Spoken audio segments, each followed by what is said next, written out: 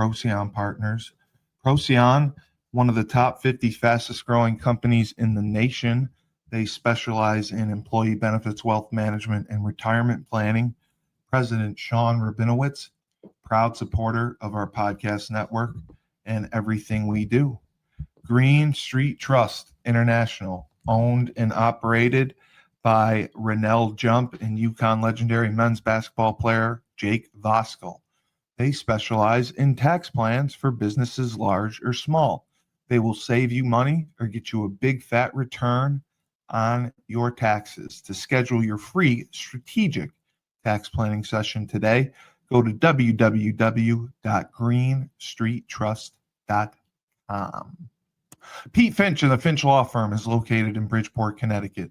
If you've suffered any type of personal injury, slip and fall, car accident, your mother-in-law ran you over with her car, your wife got angry one night and decided to stab you, the Finch Firm is for you.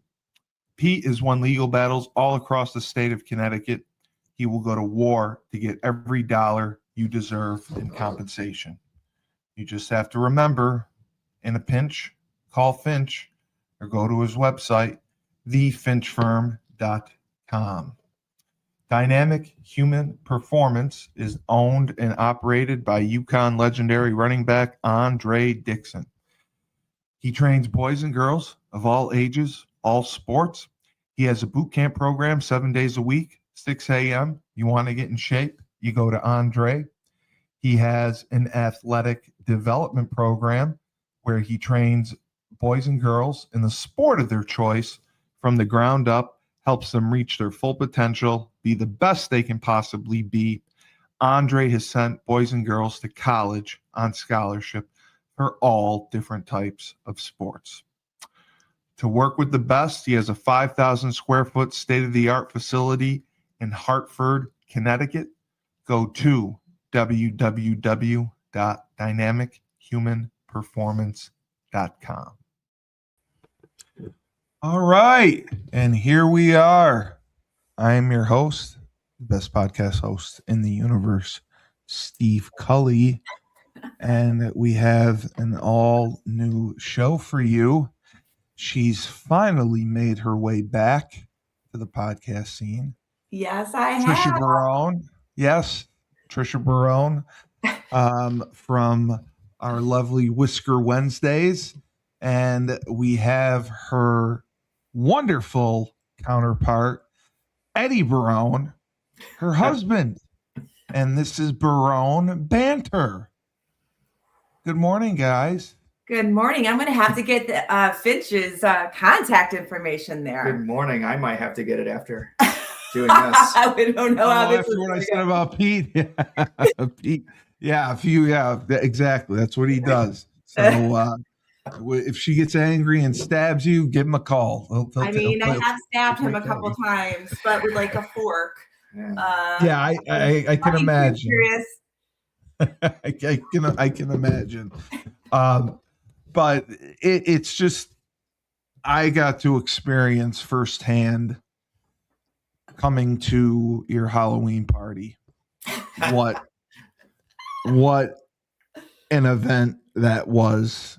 And I mean, I thought, my parents were worried about the costume I was wearing, or like, you got to dress up nicer than that. I mean, these are like great people. You can't go over looking like that. And I walk in and it's just fun. It's just fun. Everything you do is fun. Like I think you invented the word. If I looked it up in the dictionary, the Barones would come up. Oh, I mean, has it always been that way? Like, I'm very, very excited to hear how you met. Oh, well, I'm going to let Eddie take this one. And I will chime in because I want him to be honest. You need to be honest, Abe. I got to fill in the details. Well, I mean, first of all, I can't imagine approaching her. Second of all, you're fun too. So I can't imagine you pursuing her. Like if she said no, I figured you would move on. So that's why I'm kind of confused. I would love to hear how this actually went down. Well, and there's All right, trickery, just a lot of trickery. I was going to start with the trickery, but I was going to give you some credit on this. Smoking mirrors. So yeah, I mean, look, here's the reality of the situation. I come from humble beginnings. I won't go too far back, but let's just say, you know, we met through mutual friends, and actually it was their blind date, I believe, if I'm going back the right way. Yeah, we were both their wing. We were their wing people. So they met up at the Varick way back when, you know, that awesome spot on Varick Street. And I was there for his protection. She was there for her protection. And let's just say, you know, the rest is history. But ended up like turning into a double date almost. No. So yeah, no double dates. I pieced out once I knew she was safe and good. I pieced out. I was actually seeing somebody else. I really barely remember him being. I mean, I remember him being there, but see how little she thinks. I was just. Yeah. I barely remember him being there. Well, okay, you can tell this story. So let's just say that I found every opportunity to link up with her at friends, whatever you want to call them, get-togethers. And the last time we got together, I believe it was at the Finger Bullet, way back when, 2000s, early 2000s. Oh, but I kicked your butt in pool. You did it to Auburn about a week or two before that. Oh, yeah, okay. So we hang out at the same places. That's crazy. When they say opposites attract, I guess that's the word, but it didn't happen right away. So at the Finger Bullet, I got a little, let's say, more alcohol in my system than I should have. You were bold. You got bold. I like it. I did. And she was a techno girl, and I commented on the fact that techno was terrible music. And I was a country boy, and I said, listen, this is garbage you're listening to. And let's just say I stepped in the wrong puddle and got really wet. And yeah, the rest is history. She berated me verbally. Well, he got on the table at the Bullet. We are sitting at the table. This guy gets up on the table. I left that detail out. And it was just being a complete, you know, just being a complete jackass. I was like, well, he was trying to get your attention. He wanted your attention. I would have done the same. To get your attention, I'd get on the table. Well, I jump on the table. Fire up a little bit, Steve. You know, that's just how it works. So lo and behold, I made a complete, you know what, of myself. And maybe a week or two later, I write this sappy letter to her and left it on her doorstep. No, you left it in my mailbox. All right. I had an apartment. Yeah, I don't know what happened. I had an inkling of heart or something, and I wrote this sappy thing way outside of my character. It was like a long apology letter. And then what did you do with that letter? It wasn't 2 weeks later, by the way. It was the next day, because I remember calling Amanda and reading her the letter, being like, oh my gosh. Just laughing at me at my expense. I threw it away. You chucked it. Can you believe this? You threw it away. I poured my heart and soul into that letter. The romantic, the love. I mean, he's pouring out his heart to you. That's such a heartfelt note. I told him it was never, ever, ever, ever, ever going to happen. And I feel like the more I resisted, the more he kept showing up and being on better behavior. I even wrote that letter in cursive, Steve. You know how tough it is to write cursive? Yes, they don't teach it anymore. Yes, I can't write cursive. I wouldn't know. My God. Oh my God. So, you threw it out. You left and then threw it out. I had no idea. I just thought. So fast forward time, many drunken parties later. So you had mutual friends. That's how you mutual friends, and we would all go out. And then my apartment was in South Utica, and so my place was always the after hours place. So we would go out and then have after hours at my place. So there would, so our friends. You were the after party. Friends, there were groups of friends. We all sort of melded to be friends, like a circle of friends. And he was always there, always. And then. Well, he's with the group. He's with his friends. He's all right. So then here comes. So I guess this is the trickery. She would call it the trickery. So lo and behold, it's going towards the holiday seasons. We're in late December. And she's living by herself. She has no food in her freaking cabinets, by the way. First of all, she has that doesn't surprise me. A package of freaking mushrooms, ramen noodles in her huge cabinets. And then in her refrigerator, she's got a couple of Bat Blue ices and a box of Arm & Hammer baking soda floating around in there. You gotta always have a clean refrigerator. And for the record, I actively dated at the time because I lived on leftovers. She would make so I'm the trickery person, but she's making guys go out with her, buying her dinner. I'm not making anybody go out with me. They're pursuing me. They're offering. They're offering. Right. So, anyways, we'll fast forward a little bit. I feel bad for her. Right. It's getting towards the holiday. She needs a Christmas tree. I happen to have a truck. So I said, hey, I'll get you a Christmas tree. Right. So I did. I went over to North Star Orchards. And you chopped one down. You got a real one. He was supposed to pick up a tree. I needed a truck. I did. I went and bought a real tree. I went and hand picked it out myself on the lot. I came back to her apartment with her and surprised her with it because I'm a good person. Right. What a saint. How many times have you heard this say? Right. And then, I bring it up for her. We set it up, let it kind of do its thing. Christmas is her holiday. It was her magic time. And I guess she had this thing where she didn't let anybody touch her tree or put any ornaments on or help her decorate because she's got very particular about decorating ADHD, the tree. Like type A personality. So God forbid you go near a tree. But anyway, so by the grace of God, she somehow let me help her decorate the tree. And, I'm going to tell my story, long story short. I wooed her with my tree skills. And with your decorating skills. You got it, obviously. Well, and then Steve, he never left my apartment. Okay. This is what happened. He was a teacher at the time. I married a teacher. Okay. A teacher who got out of work at 3:00. Right. And so he would woo me. And when I would come home from work, he would already be in my apartment because he knew where my extra key was hidden. He would go in my apartment and he would draw a bubble bath. And when I would come home, he'd be like, "I have a bubble bath drawn for you. I loved my culottes from Dunkin'. He would have one with all the whipped cream on the top. And he's like, it's time for you to relax. This is how he tricked me.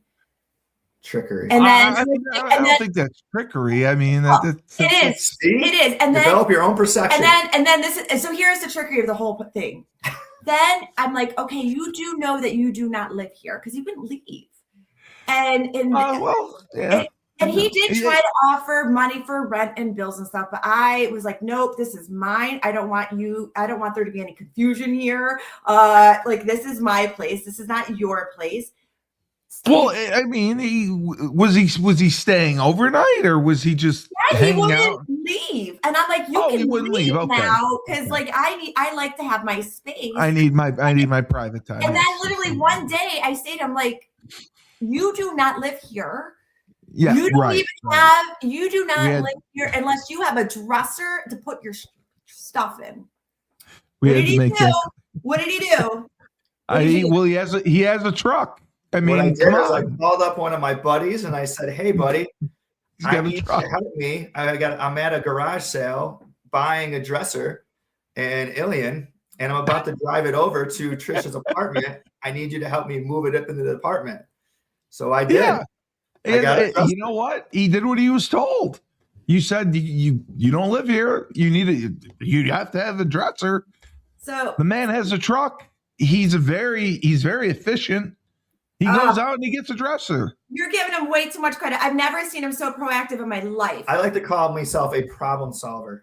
I think he's brilliant, to be honest. This is like amazing. He did everything he was told.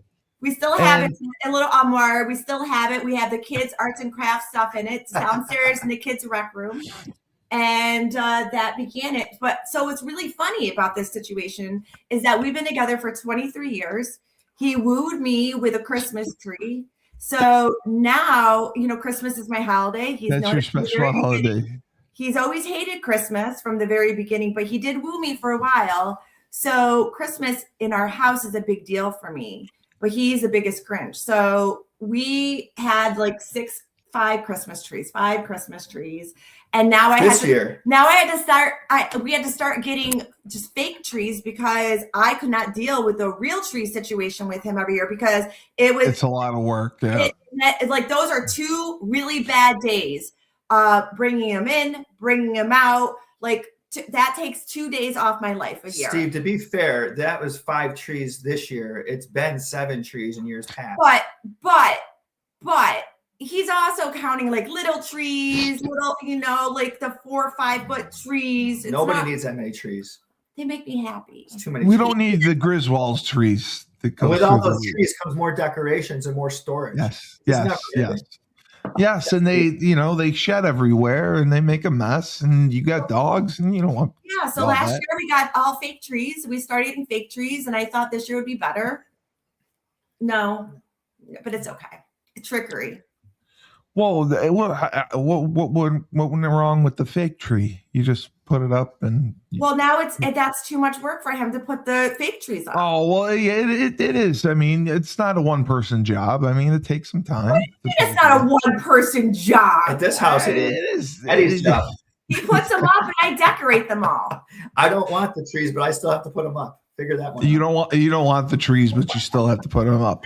So this goes back to the trickery. Why did he do this at the beginning? Steve, expectations. Like he knew what he signed up for. That's what I'm saying. Because you do it for love. That's why you do it. You do it for love. Yeah. And he had an affection for you. That's the real trickery, Steve. Love. So it is. I was told by a good friend that marriage is the leading cause of divorce. Marriage is a failed institution statistically. However, you have made it. You have made it successfully work, and you have made it successfully work, in my opinion, because of fun. You don't take each other too seriously. You guys work hard. I don't think Trisha slept in 6 months. No, she doesn't sleep. Steven Swan. I used to joke she was the Terminator, like a cyborg. She just changed the battery in her arm and just keep going.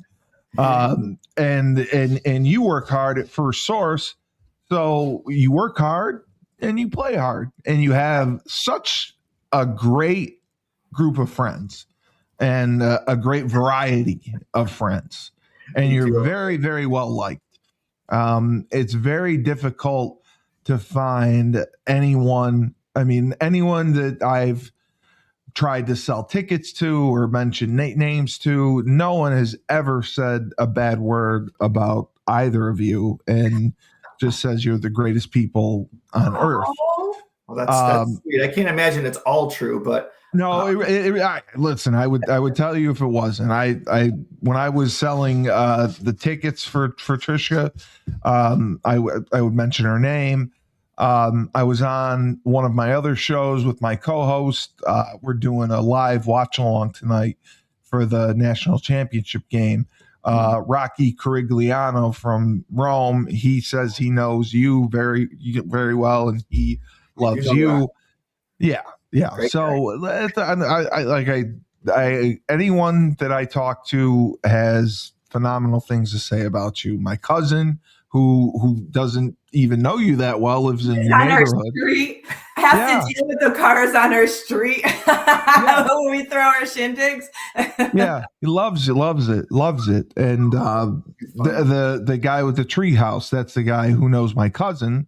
So I was able to talk to him, and he's like, "You got to go to one of their parties?" Like, yeah. He's like, "Oh my God, you're so awesome." I mean, they're only awesome because of who we surround ourselves with. We do. Yes, you're absolutely right.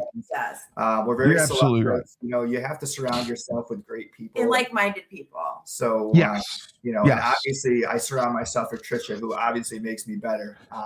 Lacey's got that right. But I will say though, here's the thing, and I think that this is what's really important with us and with the fun. So before we really started dating, we actually became like best friends, good friends, best friends, because then I started relying on him, and we really, even though he was infatuated, let's just be real, it was very much a friendship thing first. And so we always had that as a foundation, and we did have very similar upbringings, but we also very much like to have fun. So from the get-go, we're always like throwing parties. Even my house, in my apartment in South Utica. Yeah. I mean, I think we started with a luau party. Oh, Save the drama for your mama. Yeah. Take it outside, or big sign. Oh my God, how Yeah. funny! Back in like 2020 or 2000 something. 2003-ish time. I can't believe it. So I probably hung out with you guys. You went to the same places as me. Oh, You said the Finger Bullet, you said the Auburn, you said the Barrett. Yeah. All those There's no spots. doubt. That's crazy. All The the Auburn was my favorite. The Auburn's my favorite. Still a great place. Mhm. But I would say that is such a key in relationships, is having that friendship, because the attraction can be there, the physical stuff can be there, but then after, what do? You just look and stare at each other? Yeah. I mean, you gotta have to be able to talk to someone, have similar interests, and have things to do, right? Absolutely. And we banter all the time, hence Barone Banter and good vibes. Well, of course. I mean, you're very Advice for all that are opinionated. watching. He's opinionated. Well, he's not opinionated. He just will counter maybe your opinion, and it turns into a little friendly banter. I mean, I can see that happening. That's just perfectly normal. Yeah, there's a lot that goes on outside of the cameras that the Barones go through. Yeah, but that's normal. When did you exactly get married? How long after you were dating? Wow. Talking about the trickery, Steve. So I decided that I knew that I wasn't going to do any better. Let's just be honest. I'll say that publicly. So I decided to. You outkicked your coverage. I get it. I really did. I knew it was coming. My true colors were going to come through eventually. So I said, okay, we're in about 3 months. Let's propose. What the hell? 3 months. I decided, let's do this. I wrote a song, and I drove her to Myrtle. Well, where we go, Virginia. It was 4 months. 4 months. Okay, sorry, 4 months. So I drove her to Virginia Beach for a weekend kind of getaway. Actually, it was funny because it was Good Friday in April, and actually, I believe it was on my best friend's birthday. Yeah, it was. My buddy Seymour, which is awesome. And so we got on the beach. I tricked her into sitting down with me on the beach around sunset, and then I whipped out this song and started singing to her. And in the song, I proposed. I know it's kind of corny, but I had to do what I had to do. Steve, it was so beautiful at the time to be serenaded like that. I mean, he doesn't ever sing anymore. So anyways, I did this trickery apparently, knowing that I was hopefully going to get a yes. And I did, thank God, because that would have been a really long ride home in the car. That would have been She would have took a flight home after that. Yeah, it would have been interesting to see what would happen. But so lo and behold, the trickery worked, and I spent the last what are we on, 20 married, trying to, I guess, keep it going, right? I mean, well, you're navigating, and you passed the 20 mark. As soon as you pass that, that's the milestone. That's where you get to where you're solidified, and you pass the 10-year mark, and you have 2 lovely kids, you have dogs, you have a beautiful house, you have done it. And so how did you go from a teacher to First Source? That's a really long journey. So okay. So you went to other places besides. I did a lot of other places in between. I was a school teacher way back when. Okay. And, just to start off. Yeah, I realized that I did love teaching, but there were aspects that they weren't a good fit for me. And it's funny because now I teach in my current role. Right.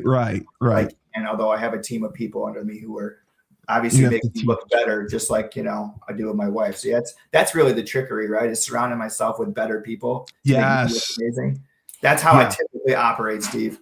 So that's really where it comes out. You got to surround yourself with the best. Trickery. And then with Trisha and I, our staying power really is that I just wore her down, honestly.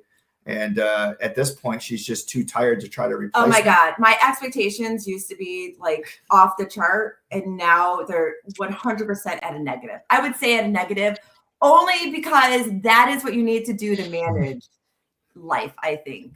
But you also develop an incredible career as well. And I could see him being very supportive of that. Because you're having a job like you had at Utica College, that's, I mean, not a 9-to-5 job. I mean, you're going to events, you're all over the place, you're meeting with donors. I mean, so that is where you need a supportive husband to step in, to take care of the kids, to do the little things while you're out. He supported your career, where a lot of men might have been jealous, might not have wanted that for their wives. That's true. He always knew because I always had to do everything the hard way. He knew I was very career driven. You're very ambitious. Yes. But what I will say though is that two things. The first is, the first like probably 10 years of our marriage was the hardest because he didn't quite understand, but he did, he had some career changes and he was really trying to find what he wanted to do. And so it's so much easier now that the kids are older. I mean, so much, easier, and less bitterness. And dear God, I say it all the time, but where were these breweries when we were raising kids? Because if we had breweries to go to where we could take our kids, wow. I mean, can you even imagine what life would, it would have been so much better, so much easier. Would have been a little easier. Because we both like to have fun, and that was always an issue. It's like, why are you get to go have fun? What about me? Like, why am I stuck with the kids? Like this what? Like, what is this about?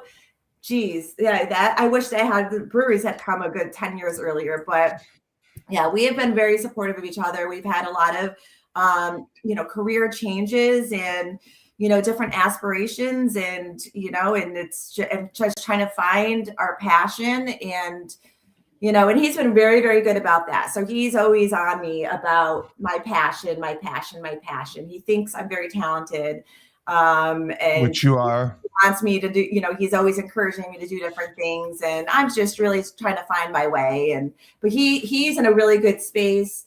Because he's a people person, so he's out with the people doing his development. I'm doing a lot of business development and event planning. Those are my strengths too. Right now, I'm at Feast and Festivities, so we got a lot of good things happening. But now it's finding that balance of going every day, going every night, going all weekend, and it's trying to find that balance in really for like me. I'm like an extroverted introvert, and he is an extroverted. You said that, And I need to have space and time to decompress, and he is not. And we'll plan a day in a month where it's like, okay, we're not going to see anybody, we're not going to do anything. Like we're going to decompress, and then got to keep going. And then an hour into it, he's all like, he can't be alone. Yeah, not good on vacation, Steve. I'm just not. I'm that guy. Who's that guy? No, I get that. I get that. I mean, you gotta be out there doing it. You gotta be out there crushing it. So you got to take advantage of that time. I get that. Because you guys both work so hard, any time that you get, you're going to make the most of it. And I know, sure, you want a day off here or there, but it's tough because you have limited time off. It's not like you get a lot of time off. It's not like you get a lot of time together. So you gotta make the most of it. You gotta do a lot of stuff. Yeah, time, you don't get time back. So we work really hard to manage our time. Yes. Sometimes we overextend ourselves like everybody else. We're not the only ones that are busy in the world. But we know that we're constantly living life and fast forward. And I think that's what makes it so challenging, right? You're always trying to figure out how to get ahead or one step ahead. But at the end of the day, if we've learned anything, is that we got to take a breath every now and then. Just right. Think. Take it in. Yeah. So take in the surroundings. And Trisha, your new job, you're doing some events. Yes. And you have some coming up. Yes. Which is very exciting. Yep. Let me make sure I get a couple of them to show. So I'll get, there's that. Oh, this is the What Poppin' series. These are What's Poppin'. What's Poppin' in Central New York coming up, right? This is good stuff. Yeah. So this I saw and it interested me. instantly. Yeah. Can you tell me a little bit about this? Absolutely. So, I'm all about having fun. And so Yes. I'm working at Peace and Festivities. We've got a lot of things happening there. We're going to be having a cafe, diner, farm to table be opening up in a couple of weeks. I'll talk about that next week. And we are also, we do a lot of catering. I'm working on a lot of events, opening this restaurant. And also I want to do pop-up events for our community. So this murder mystery is taking place on February 13th. Which is awesome. Those are so much fun. Yeah, that parish on Broadway. It's going to be so much fun. If you go to Eventbrite, you're going to see what is on the menu and how that evening will be structured. But it's a great event, so much fun. Tables of 8, and I encourage people to get their tickets because we expect this event to sell out. This is a great Valentine's Day event, kind of a going out date. And I've got another one too. On Sunday, there's a Galentine's brunch, which will be taking place on the February 15th, also on Parish on Broadway. And that is a Galentine's brunch. So we have this created, this event designed so that it's just for the ladies. So it's 2 seating times. Again, if you go to the Eventbrite, you'll see what's on the menu and how that event is structured. But essentially, there's 2 seating times for that brunch. And then in the next room, we're going to be having a pop-up expo, shopping expo for the ladies. So we're going to have some jewelry there, some apparel, skincare, chair massages, all of this fun stuff for the ladies. And for that brunch, if you want to flip to that other flyer. What about the guys? The Galentine's Day. Well, no, every day is for the guys. This is for the ladies. This is for the Galentine's. All right, we'll give you one. And what I really love about this event is that, like I said, 2 seating times, 2 hours each. And we also have this as an open bar.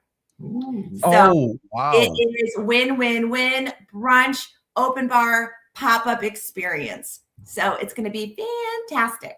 For the ladies. So yes, we'll put the links to this in the show notes, so people can click on that and sign up, because I would not miss this for the world. This looks like it's going to be a blast. It's going to be so much fun. And I'm doing a campaign for Go Red for Women, Women of Impact for the Heart Association, which will be starting in February, which I know you know about, Steve, and we'll talk about it as it gets closer.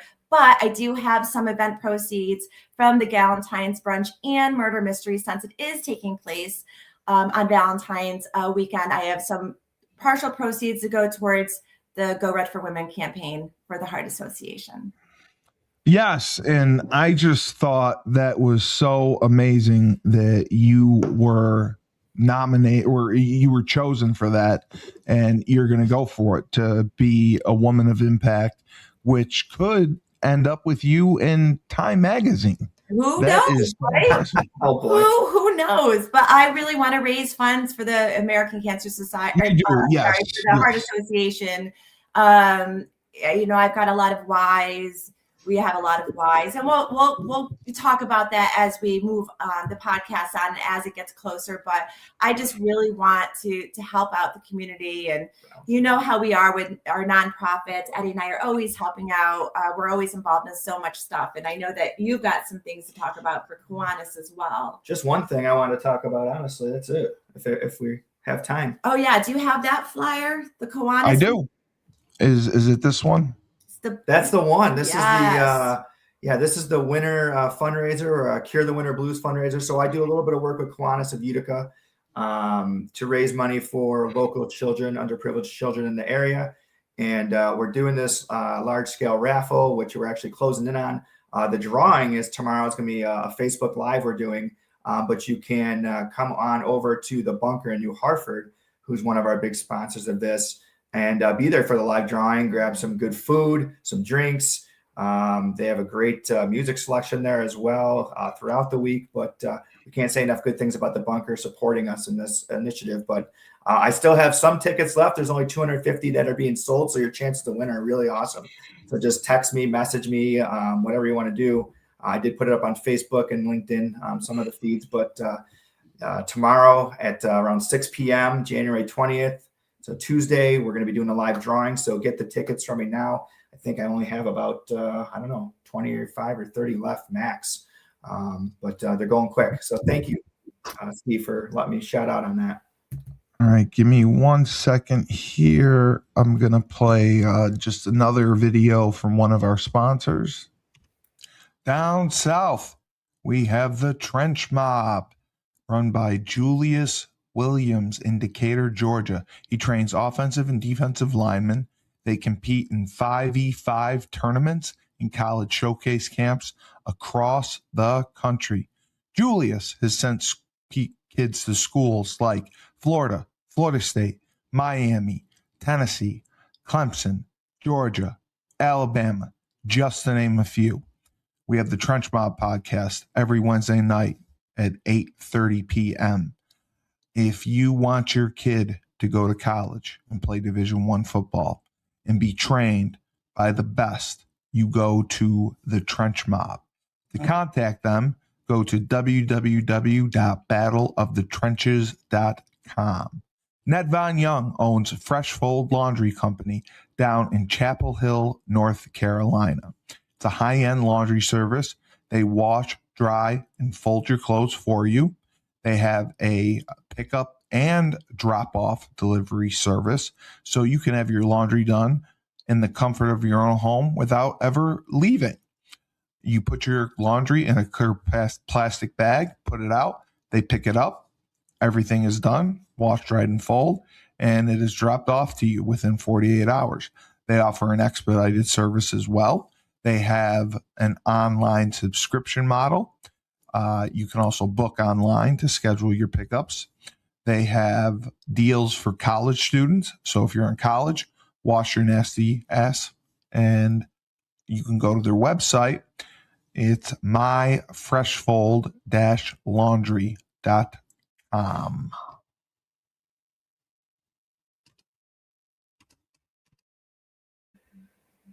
All right. That's amazing. Yeah. A lot of good stuff in there.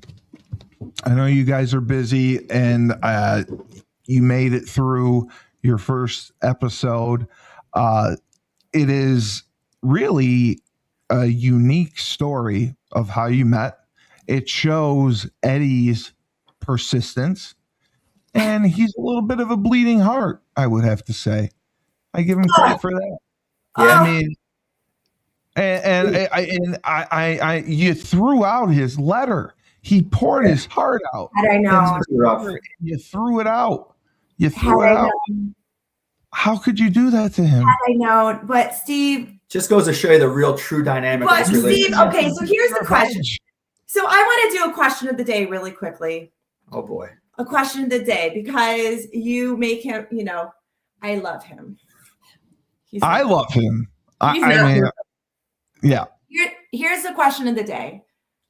The question of the day is, when, according to Eddie Barone, when is it appropriate to use paper towels? And I ask this question seriously. It's a random question. It's a random question. And I ask this seriously because we've been together for 23 years. I really don't know. Our kids are teenagers. They don't know. Everybody walks on eggshells in our house with when we're supposed to use paper towels and when we're not supposed to use paper towels. Because we know you're supposed to use tissues, and your backup is, toilet paper, right? If you don't have tissues, your backup is toilet paper. When are you supposed to use paper towels? Please share with me when we're supposed to do that. This is a very simple thing, Steve. She's going. Are you anti-paper towels, or are you just confused about when to use them? I think the real issue is in our household, it's all about perception, right? So with me, for instance, yesterday, I had to have a conversation with my beautiful wife because she's like the kids. They just pull paper towels for everything. I had one square. Yeah. I had one square. So hang on. So the challenge is here, like, when is it appropriate? Like, it's so much waste, So the dog is slobbing water all over the hardwoods in the kitchen. So she grabs a tissue or whatever they're called, the paper towel, one square, and goes down and starts cleaning it up. When we have a cabinet under the sink full of like 50 kitchen hand towels that can be used and reused for free. But we don't have right. There. The question is, but when do we use those? I don't understand when I'm supposed to use paper towels, because he has something to say when anybody uses paper towels in our house. I don't know when we're supposed to use them. Are they supposed to be for show? It's like remember like when COVID was happening and everybody was like the toilet paper. Woo, the toilet paper, the toilet paper.